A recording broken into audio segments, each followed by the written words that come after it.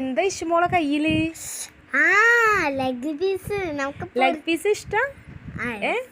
ഇതെന്തിനാ ഫ്രൈ ആക്കാനോ? ഇപ്പൊ മസാല ഇട്ട് കൊടുക്കാണ്. മുളക്, മഞ്ഞള്, ചിക്കൻ മസാല, ഉപ്പ് ഇതൊക്കെ ഇട്ടെടുത്തു. നമുക്ക് മിക്സ് ചെയ്ത് കൊടുക്കുക, നന്നായിട്ട് പിടിപ്പിച്ചെടുക്കുക അല്ലേ ലെഗ് പീസ് മേല്.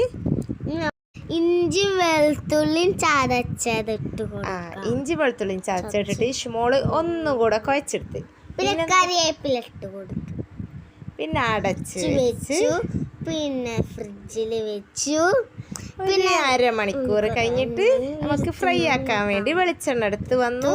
ഉമ്മച്ചി തീയൊക്കെ പിടിപ്പിച്ച് തന്നില്ലേ. എന്നിട്ട് ഒരു ലെഗ് പീസ് ഡാൻസും കഴിഞ്ഞ് അടുപ്പത്തിട്ട് ഫ്രൈ ആകാൻ വേണ്ടി വെയിറ്റ് ചെയ്തപ്പോൾ ഞാൻ നിജുകുട്ടനും കളിച്ചു. ഫ്രൈ ആയി. നമുക്ക് ടേസ്റ്റ് ചെയ്യാം.